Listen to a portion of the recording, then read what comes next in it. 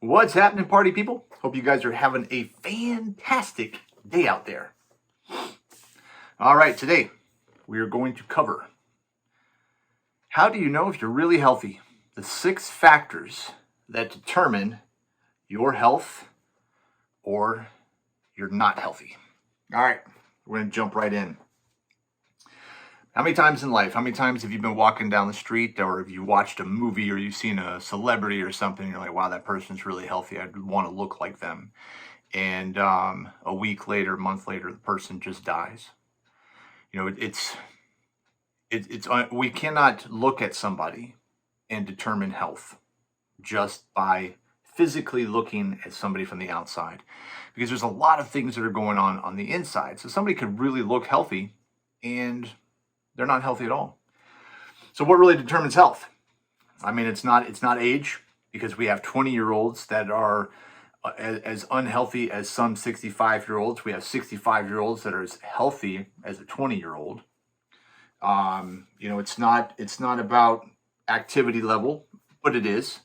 It's not whether you're skinny or, you know, if you have an athletic background. All of these things are factors, but they're not the end all be all. Those aren't the gauges. Those aren't the 6 primary factors for metabolic health in determining whether or not somebody is truly healthy. Now, all of these things can be avoided. Okay, all of these things can be avoided. Most of them are within your reach, within your grasp of reversing if you have some of these factors that are not going in the right direction for you. We are in a time right now that health, optimal health, getting as healthy as you possibly can it must be your priority. Because if you're not going to focus on your health, things are going to happen to you, okay? But if you focus on these factors, whether we are in this time that we see ourselves in right now or not, the chances of you becoming ill, the chances of you getting sick, the chances of you dying go down greatly, okay? You know, people say, well, I have bad genes. Well, less than 10% of what happens to you in your health is regulated by genes. 90% of that is environment. And environment means outside, whether it's air, mold, toxins in your environment, or it's the foods that you're eating, the stress that you're putting on your body. All of these are factors into whether you're healthy or not. So these 6 factors, there was a study done, and I can put the link and the name of the study down in the description. But there was a study done in 2018, and it was a survey of metabolic health in American adults. And what they found was that 88%, there were over 9,700 people in this study. They found that 88% of people are unhealthy. That means that only 12% are healthy.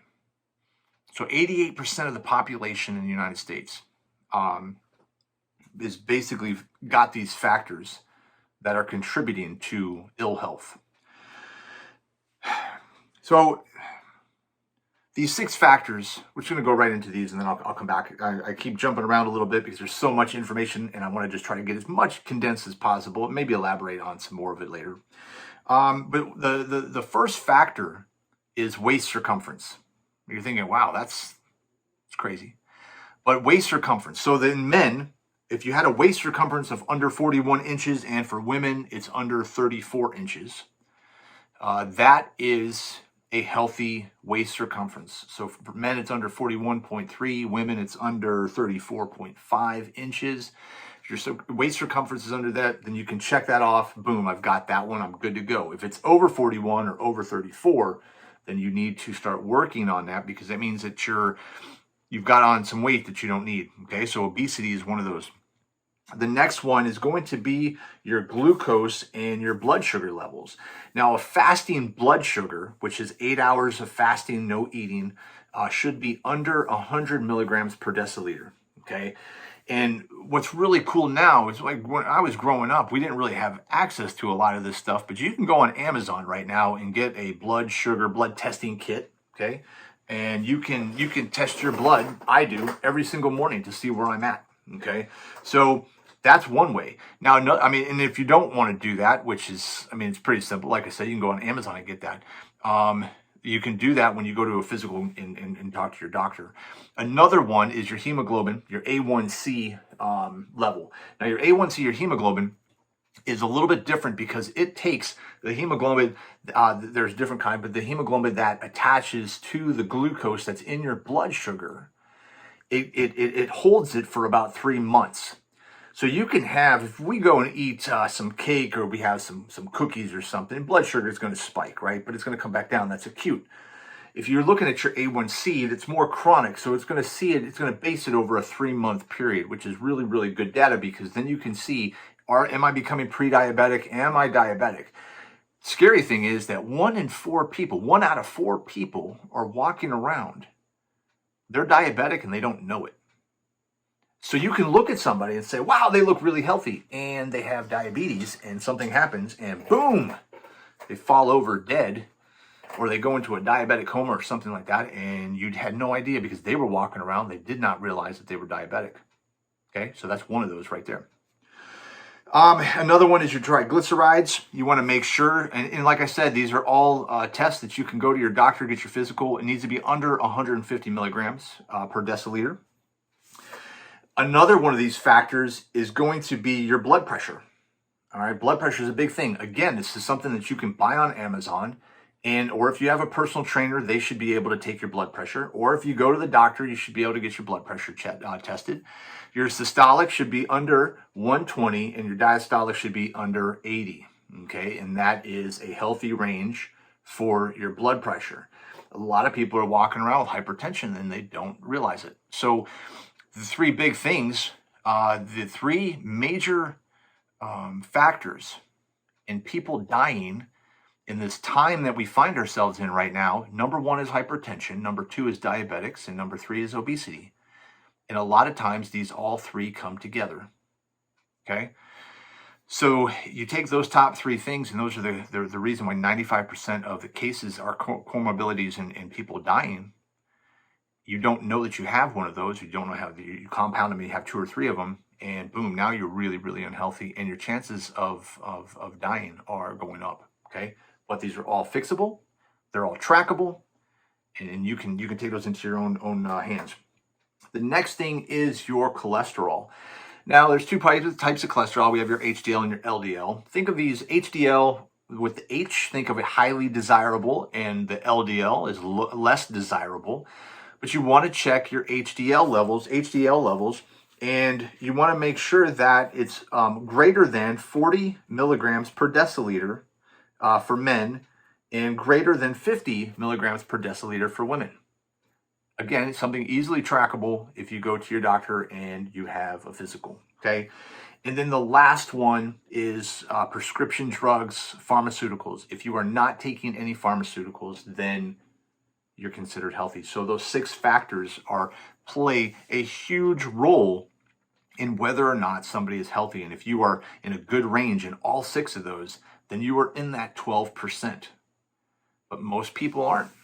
Most people aren't. And that's the kicker when it comes to what we find ourselves in these days, as to why people are surviving, why people's immune system can deal with it and have no symptoms at all, or out for a day or 2 as if it's the flu. And then why some people are having a really hard time with it. Some other factors that come into play is, do you smoke? Are you drinking excessive amounts of alcohol? Are you exercising? And do you have any other illnesses?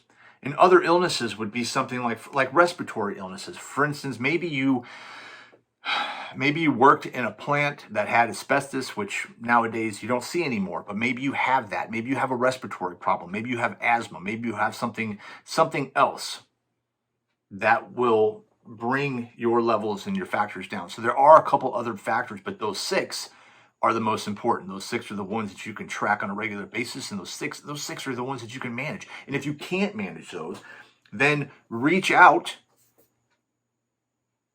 to a trainer, reach out to somebody that knows how to work with chronic illness and reversing chronic illness, to help you get on the right track.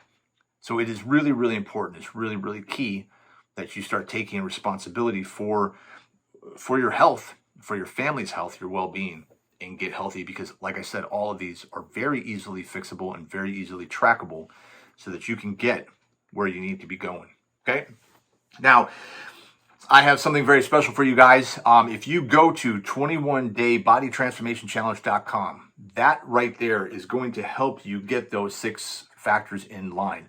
Now, it's not that we talked specifically about those factors, but the testimonials that I have, the people that we've tracked since 2006, since we started the 21-day program, we have reversed chronic illness. We have gotten people off of prescription drugs.